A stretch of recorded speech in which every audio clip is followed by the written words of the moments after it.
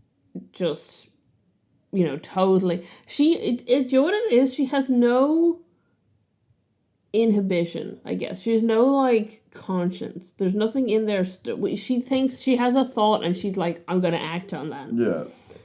There's nothing stopping her. Even like the fact that she keeps saying his actual name while they're doing stuff. I was gonna say his human name, but that's a weird way to phrase it.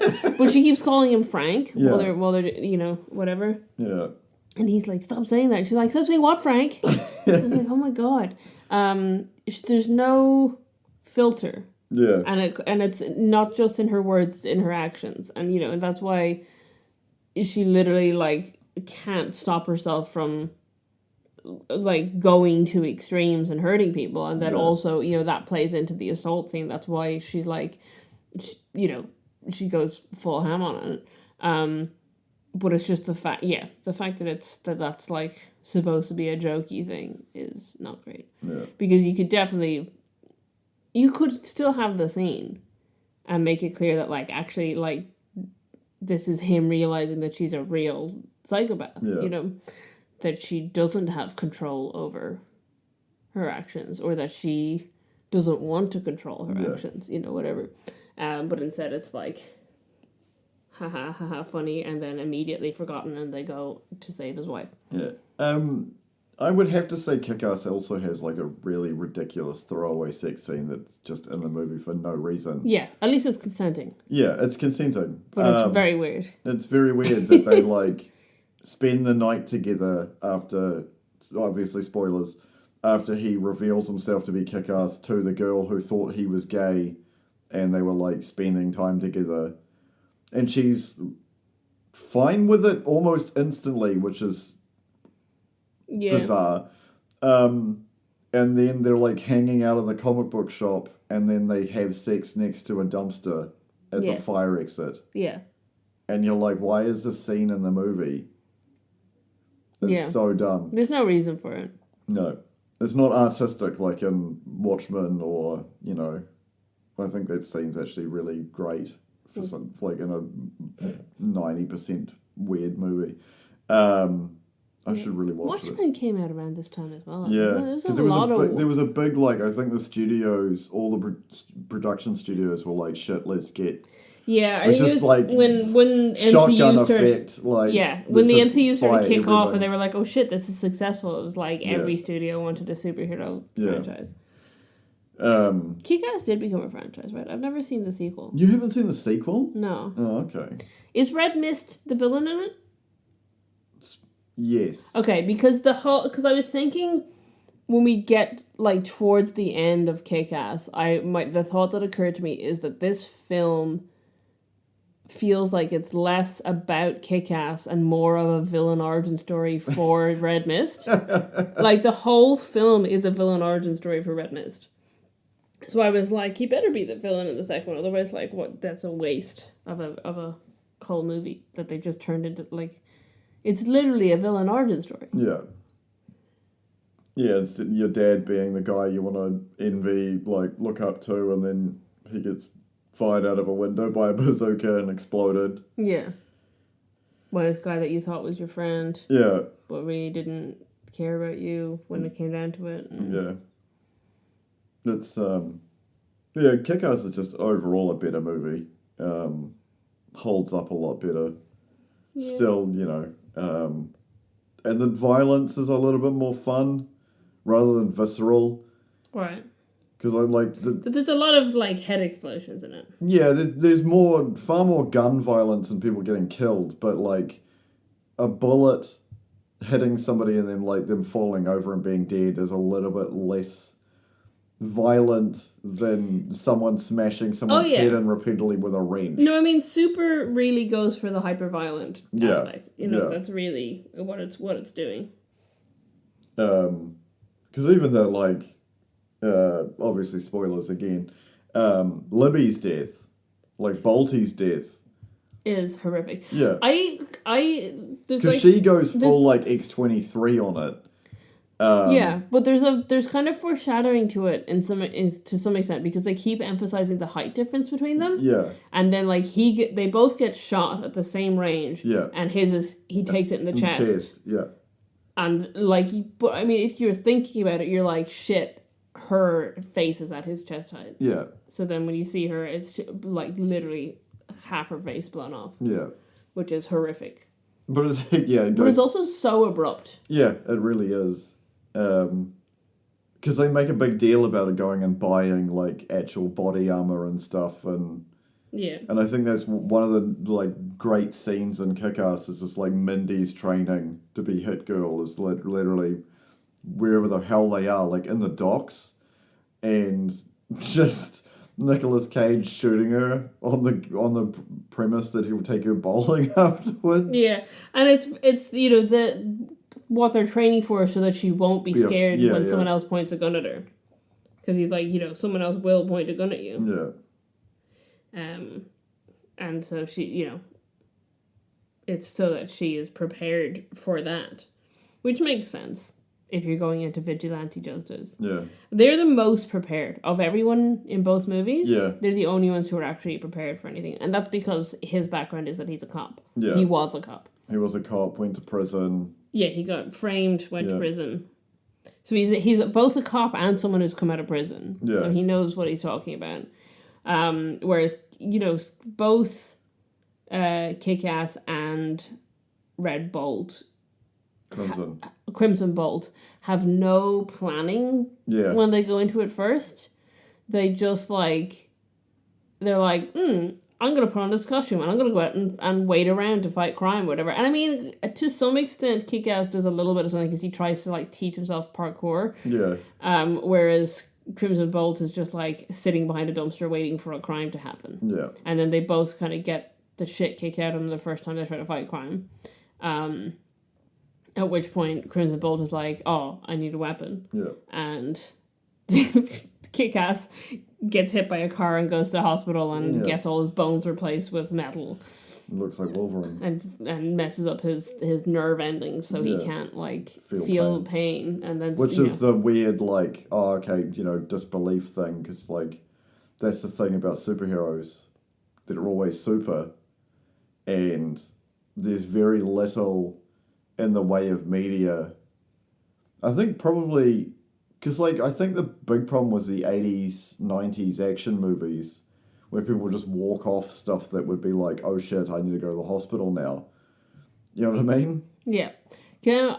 Since you've brought up 80s and 90s action movies, there was one of the trivia bits that I took down. I'll just mention it now because you've already brought them up.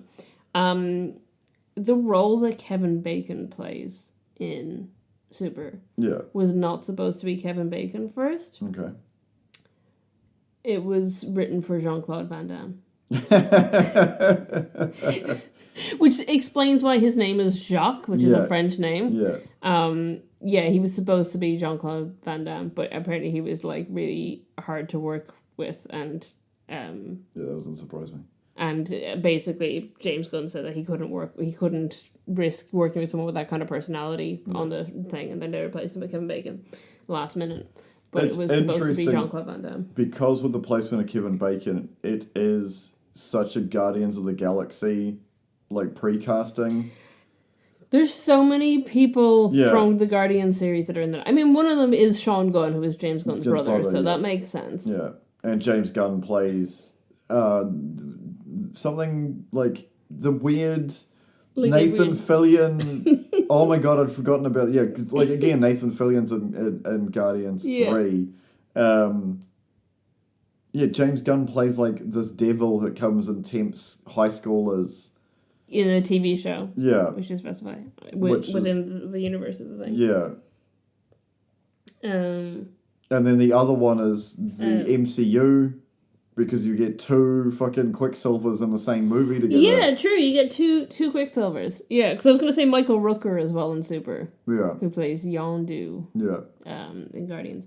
But you get Aaron Taylor Johnson, who plays Quicksilver in the MCU. I mean, actually, they both technically play him in the MCU. I was going to say Evan Peters plays him in the Fox X-Men series, but then he also plays them in WandaVision. Yeah.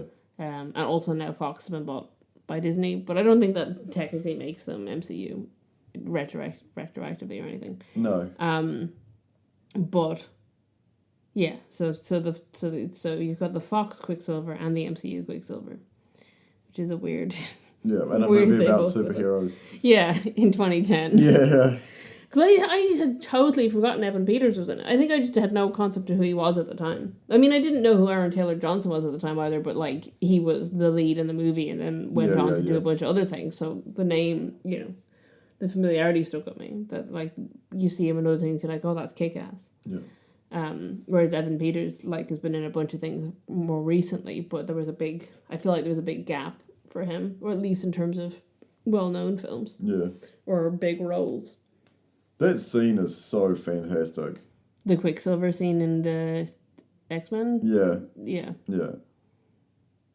Actually, both, because I think all the movies that came after that all had, like, slow-mo scenes. Did they? Because I think, spoilers for another movie, because he saves them when the skull blows up. Yeah. It's Days of Future Past, right? No, Days of Future Past is when it has the kitchen scene. It's when they break Magneto out. So was it First Class? No, because that's the first one. Yeah, I didn't think it was the first one. Days of Future Past is the second one. Yeah, but the third one was Apocalypse. Yeah, and I haven't seen Dark Phoenix. Yeah.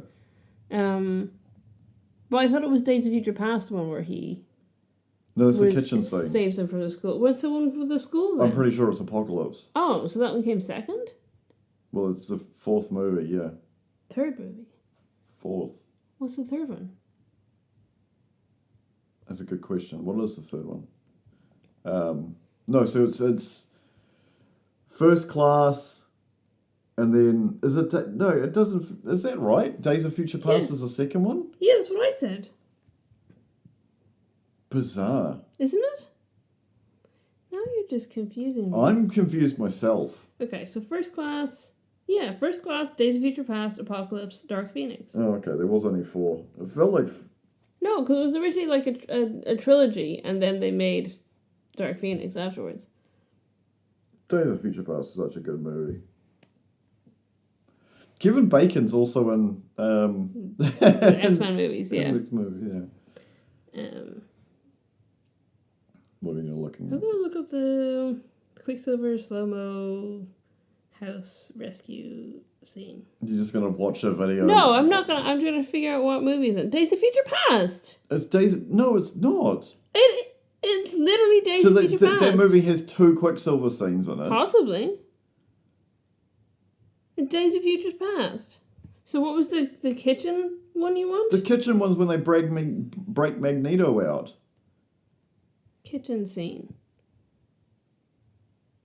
They break. Also, Days of Future Past. Yeah, they're both in Days of Future Past.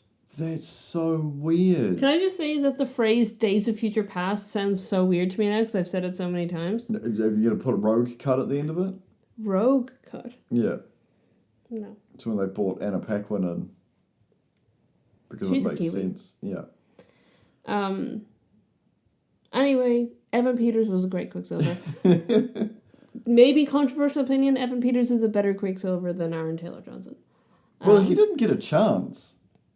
He's like... Yeah, he also was kind of shit, but I don't know if that was him or the MCU not writing it well. I think the Evan Peters Quicksilver was written, like the way they did it in the movie, it was produced very well. And I think he did a good job with it. And I thought it was very funny that he shows up in WandaVision. Yeah. Because it's supposed to be her brother, and it's like, this isn't... Yeah, it's the wrong actor. It's the guy. And it's a weird meta moment, and I think it's very funny. Yeah, because like I don't think there's much of that outside of like Deadpool. Yeah. Well, I mean, WandaVision definitely did some meta stuff. Yeah. If you haven't seen it, go see Deadpool and Wolverine. Yeah. Because I don't want to spoil any of that movie. Yeah. Because we're not going to say anything about it. But if you like these movies, if you like ultra violent, if you like violent superhero vigilante movies, you probably will like the Deadpool movies. Because we did happen to go see a screening of it where people walked out during the opening scene. Yeah. So if you're not a fan of seeing violence on screen, you might not enjoy it. You might also walk out during the opening scene. But at least it let you know early on what to expect. I think it pretty much gave it away with a condom ad in the trailers, honestly.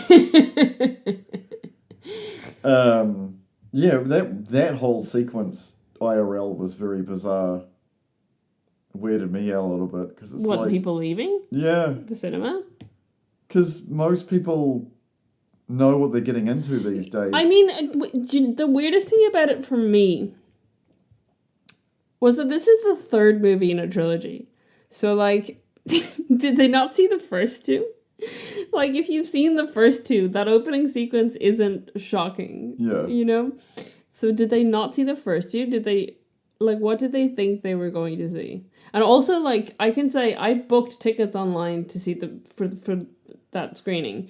And, like, it gave me a warning before I booked it. It was like, this is for over 16s. It's got violence. It's got whatever. Like, don't buy this if you're not over 16. And then they sent me an email being like, reminder, it's over 16. And then they sent me another email being like, hey, just a reminder, it is rated over 16s. You might need to bring ID. Don't be offended if we ask for ID. You know, it does have all these warnings. So, like, I don't understand how these people, how this mom and kid got into the... Yeah. I say kid. Well, presumably he's over 16. But he was probably 16, 17. Yeah. Clearly with his mother. Yeah. We're in the screening of it. But I don't understand how they could have gotten in to see Deadpool and Wolverine with no knowledge that it was a violent movie. Yeah. Like, how could you not know? Like, I just don't understand. It was jarring as well because, like, no, I'm not going to talk about how good the movie is. Go see it. Yeah, go see the movie if you're not. Like, the opening is amazing. And it's just like, oh, they're leaving. It's like, yeah, why were they here? Because they couldn't have walked into the... Because I thought, like, you know, I had a thought that maybe they're in the wrong screen and they should have been in the other screen. They were seeing something for the film festival or whatever. But, like, then you would have left as soon as it came up that it was an MCU film. Yeah. You'd be like, oh, it's not, you know... Or when Deadpool appears on screen for the first time. Not, like, you know, 5 minutes into a opening violent fight scene. Yeah. Was it weird? Just weird. Yeah. But anyway, back to the violence of these films. Less jarring, I think, than when we saw Avatar 2, though. What do you mean? Oh, because there's someone, like, shouting at the screen? Yeah, there was a lady shouting at the characters to do stuff. Yeah, that was like, weird. Okay. Yeah, it's like we're in a cinema. That's what we get for going to the movies in the middle of the day and a weekday. Back when we could. Back to these movies. It's very interesting having them so closely related to, like, two massive franchises. And, you know, one of them got a sequel, which was Kick-Ass. Super didn't, because it's sort of, like, nicely wrapped up with the ending of, you know, Sarah playing by Liv Tyler not even being with Rainn Wilson at the end of it because she was just, like, trying to find her place in her life, and now he's like this guy who just draws comics and puts them on his wall. No. Like, no? They're drawings from her kids. Are they? Yeah, she said, oh my god. He, like, the whole thing was that, like, he was, you know, he accepts that his role in the world, that because he has a whole thing where he thinks he's been chosen by God. And then he has this realization that he's not the one chosen by God, it's her. And that he got all these visions, allegedly, so that he could save her, so that she could go back to school and she could, you know, find this other guy and marry him and have these kids, and she could have this life where she's doing good. And it doesn't matter that he's unimportant, because without him, she wouldn't still be alive. Without him, these kids wouldn't exist. And she sends him the drawings her kids do. In the post, you see him getting the post, and it's like, you know, Uncle Frank and stuff on the drawings. And then he has them plastered all over his wall. Oh, I thought it was... Yeah, okay. I thought it was just him drawing his life. Weird. Okay. I don't know. Now I want to know, is there, like... I'm going to look up the Wikipedia plot for to see if it's mentioned. People can join our Discord and tell us what way you interpreted it. I literally just Googled the word super and it gave me a definition. Yeah. I had that exactly the same thing. Because I definitely interpreted it as they were the kids' drawings. Maybe it's just both? Maybe. Because it is like him drawing out his the pivotal moments in his life of him getting married. Oh yeah, true. Yeah, because he had done that. Helping a cop out, and then her being like, the hands are too big. Because at the beginning he had only had 2 good moments in his life. Yeah. Okay. It says that it refers to it as his wall of happy memories. So it doesn't specify in this who drew them, but it says that the wall's covered with pictures of his experiences from his time spent with Libby and pictures of Sarah's children who call him Uncle Frank. So... Because there's no way the kids would have drawn the picture of Libby. Right. Because she was shot in the head before they were born. Yeah, okay. Maybe it was probably a mix. Yeah, because there's no way you would do a self-portrait that crappy of you with a rabbit on your head. Yeah, I think it's a mix. I think he's continuing to draw his happy memories, but also he's putting up the drawings that the kids didn't. Okay, so it's we're both correct. Yeah. The best kind. Yeah. Where no one's wrong. I think that's right. But his whole thing is, I do appreciate that. I think that's good that, his character, because, the whole way through it, it's him trying to get Sarah back. Yeah. And I think it's good that it's not, a possessive thing that then, he doesn't get upset or mad when she leaves him. Yeah. He says, he acknowledges that, she stayed with him for a couple of months, probably out of her own sense of obligation. Yeah. But now she's leading her AA group or whatever, and she's gone and got her degree, and she's living this life, and she's got these kids, and and he feels content having helped facilitate that. He doesn't seem to feel in any way jealous over the relationship that she has with her husband or anything like that. And I think that is good. Yeah. Because they could easily have had it that he was, angry or whatever over her, doing all this for her and then her not even being his. Do you want to move into some trivia? Do you want to? Is there nothing else you want to say about the movies? Not really. I think we covered it off pretty thoroughly. The movies are very similar. They came out at the same time. It's the differences are very jarring. I will say we haven't really talked about Hit Girl and Big Daddy much. I think the only real superhero in either of these movies is Hit Girl. I guess. You don't think she's first of all, she's actually trained to do what she's doing, but also she has the spirit to go to be no, we're gonna do this, we're gonna follow it through, we're gonna get whatever, and then she actually she shows up, she gets shot at and you think she's dead, and then we know that she's practiced for it, and then she shows up and wipes out all the guys live on camera, and then has her badass shows over folks, shoots the camera moment, and then she wipes out a whole floor of guys in this guy Frank's home. She's way cooler than any of the other characters, hero characters. That's the whole how she's written and how she's perceived. Yeah. Also the acting. Yeah. Because I knew Chloe Grace Moretz was only 13 doing this film, but it's weird to go back and watch it. Having seen her act in things as an adult and stuff, it's weird to go back and be whoa, she was just a teeny tiny baby in this movie. The fact she learned how to do the bell song tricks is fantastic. Yeah, it's so good. Also, I love the though that is in the trivia, so I suppose we can segue into trivia.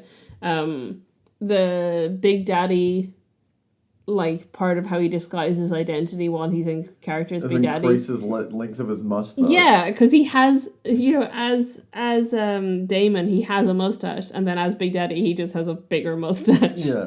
And apparently that was Nick Cage's idea. Of course it was. Nick Cage came up with the idea that like his disguise would be that Damon McGreedy has a mustache, but Big Daddy has a larger mustache with adhesive extensions. I suppose I'll stick with... It's probably one of the only other movies where it shows people putting on eyeliner. Yeah, like putting eyeshadow. on... Yeah, he paints around his eyes in black. Yeah. Because it before he puts always the mask on annoyed the shit out of me in the Nolan Batman movies. Yeah, they Not so much with the Batman, the Robert Pattinson one. He doesn't. Yeah. He puts the black on his eyes. Just get an airbrush. They're like, get a makeup airbrush. They're like $30 on AliExpress. Yeah, like, just paint around your eyes so that then it like blends in with your mask. Yeah. Also, because Red Mist does that as well. Yeah. Because he takes off his mask and he's got like panda eyes. Yeah. And it pisses me off when like Christian Bale took his mask off and just didn't have any black around his eyes. And I was like, what? Like, you keep makeup wipes in your utility belt, sir? Maybe. So we'll stick with trivia for Kick-Ass, I guess, because we're already on that. The Hit Girl's entrance, her first entrance as Hit Girl, originally didn't have the swearing in it, right? But it wasn't like working as well as it could, and it was Chloe Grace Moretz's mother who suggested. And apparently, like Chloe Grace Moretz at the time was like so not into saying curse words that like she would do it for the film, but then like outside of filming she wouldn't even say the name of the film because she didn't want to say the word ass. So in like any interviews with her around the time, she just refers to it as the film, and apparently at home she calls it Kick Butt. Which is cute. She's like a 13-year-old kid in this movie, but like on screen she's swearing up a storm. But I think it's funny that her mom suggested it. So Matthew Vaughn, who did the movie, so there's a whole lot of weird.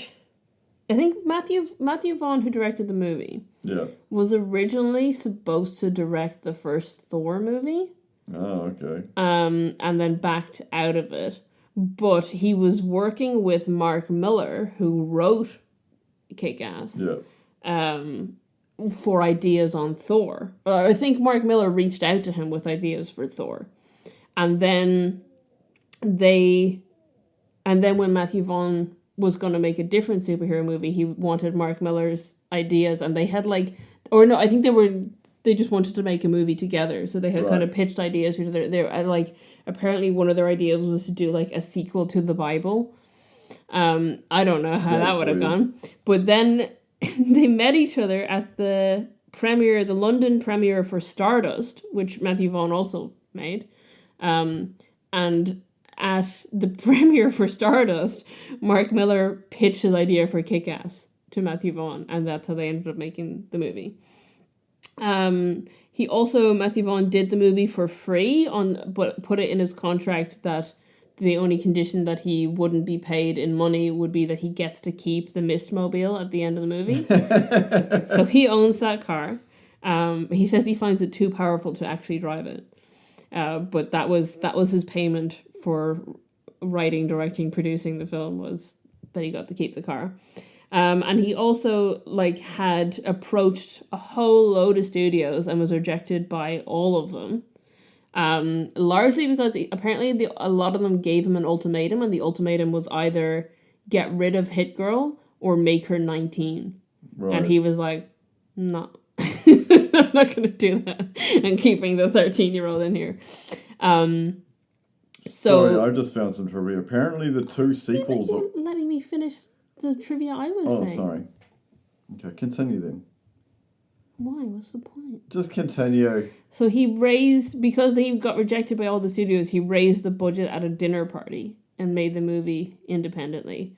And then ended up selling the rights to Universal for more money than he had originally asked for when he approached them first. Classic. Yeah. What was your bit of trivia? There's 2 sequels coming. To which? To Kick-Ass. Kick-Ass? Yeah. So there's only one so far, right? Yeah. And why have they waited so long to do more? I have no idea. I just found that It's called Skull Fight, and it's in more like pre-production. Weird. Okay. Uh, Is there only one so far, or is there actually more? No, I'm not sure. I haven't seen any sequel to it. Because there might have been a second one, right? Second one what? Second sequel. To what? Kick-Ass. Yeah, there's literally 2 more movies coming. No. I thought there might have been another one. I thought there might have been a Kick-Ass 3 in between. But no, there isn't. No, there isn't. So Kick-Ass in 2010, Kick-Ass 2 in 2013. And then 10 years later, more than 10 years later? Yeah, it's very weird. That's strange. But then you look at, like, a lot of reboots at the moment are being very popular. Yeah, true. Like, no one until, well, I say recently, but, like, recently in the grand scheme of time, with Furiosa coming from, like, Mad Max, Fury Road, and there was something else that just, Romulus. Yeah. Because it was sort of like, aliens are back, and then, they died again because it was like, Prometheus was, not Prometheus, what was the second one Covenant. called? Covenant was just such a weirdly done movie with the fact that you had to watch a bunch of things online to understand who the characters were before them, like, going to the movie. Like, I mean, that's what MCU was done nowadays. Yeah, but MCU... That, like, we went to see Deadpool and Wolverine, and I had to keep being like, hey, you haven't watched Loki, so let me tell you about it. Yeah. Oh, so that would be my recommendation, is you don't need to watch all the MCU stuff, but maybe watch Loki before you watch Deadpool and Wolverine, if you want to get all the ins and outs of it. And also Deadpool 1 and 2. Yeah, true. So, sorry, trivia for Super. Oh, yeah. I've already kind of given out most of it. I will say it was shot over 24 days, so they did it in less than a month. Yeah. And it is James Gunn's lowest grossing film. Fair. Yeah. But I've already covered all the rest of the trivia I had on that, because we kind of talked about it throughout the thing. Do you want to talk budget and box office? Because they came out the same year. Yeah, might as So well. we can compare them. Do you know the budgets and box offices? No. Oh, sometimes you do. What would you guess is the higher budget film? And so the look on your face means it's super. No, it's not. Oh. You tricked me. You did a trickery. Do you have any guess on what the budgets are for either movie? I'm going to say 15 and 25. Dollars? Million. Low on one and high on the other. So the budget for Super was $2.5 million. Oh, okay. And the budget for Kick-Ass was $30 million. Okay. I don't know what kind of dinner parties Matthew Vaughn is throwing that he could raise $30 million at a dinner party, but fair enough. Yeah. Which do you think did better at box office? Kick-Ass. Any idea by how much? Like, I'm going to say double. So I'm going to say it made 60 where the other one made like 10. So, but I mean, that's 6 times anyway. I mean, like double, as in double the cost. Oh, double the cost. No, it made more than that, actually. So Kick-Ass actually made $96 million. That's not too bad. So it's more than triple the cost. Super. Made less? Less than what? Less than 96 million? Definitely. No, I was going to say less than its budget. Less than its budget? Yes. Wow. Way less than its budget. 422,000. That doesn't seem right. On a $2.5 million budget. That's bananas. So it's no wonder it's listed as his lowest grossing film. He just didn't make any money with that one. That does feel like ridiculous. But apparently that's correct. There's another estimation here that says they made 590,000, but still, like, we're in the ballpark of 500,000, which is a fifth of the budget. Yeah. So not great for Super. I mean, I did say that I didn't see it in cinema. Yeah. Maybe it didn't even get a release where I was. I'm not sure, to be honest. But yeah, really didn't do very well. Which I feel like it should have done better than that. But I don't think it's like absolutely mind-blowing fantastic. But definitely at the time it was quite novel. Yeah. And it's just, yeah, it was a little bit odd. It didn't. Oh, so it did make a bunch of DVD Blu-ray sales. Yeah. This is an estimate from August 2011, so about a year after it came out, it had made 1.2 million in DVD Blu-ray sales, which is still less than its budget. Yeah. Yeah, it's I guess it was a kind of a polarizing film. It was very violent. It was an indie film. It was, not... I mean, James Gunn is a huge name now, but I don't think at the time he was. What had he made at that point, actually? Because I don't think he'd made a lot. He had done... So, hang on. Wrong link. Super... So he hadn't done anything in a few years, actually. It was his second movie that he directed. The first movie he directed was Slither in 2006. Have you seen Slither? No, I haven't. Okay. And he had written a few films, which were Tromeo and Juliet, The Specials, Scooby-Doo, and Dawn of the Dead, and Scooby-Doo 2 Monsters Unleashed. So he had written the Scooby-Doo movies, which were pretty good. And then his directorial debut was Slither, and then he did Super. And then the next film that he wrote and directed after Super is Guardians of the Galaxy. So, I mean, he did well for himself in that regard, that, like, he went, he might not have made a lot of money on Super, but then but from that he got into Guardians of the Galaxy.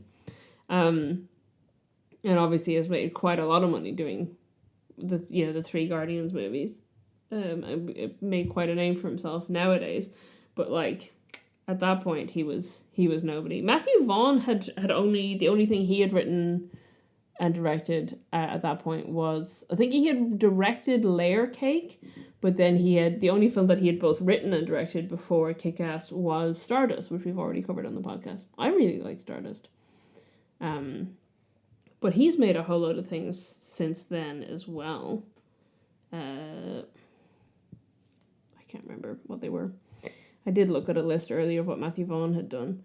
So he did X-Men First Class, and then he did the Days of Future Past, and then he did the Kingsman movies.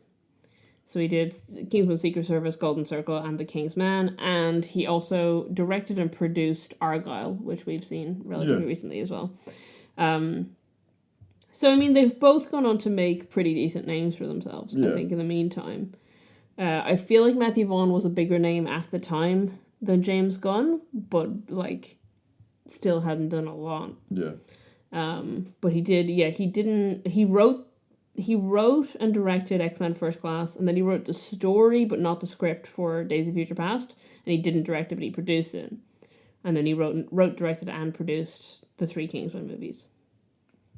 Those are also, like, super violent, and also randomly have Mark Strong in them. Yeah, true. It doesn't surprise me that the guy who wrote Kick-Ass also did the Kingsman movies. Yeah, they're in the same kind of vein of, like, regular dudes. Ultra-violence. Ending up doing some kind of ultra-violence thing. Yeah.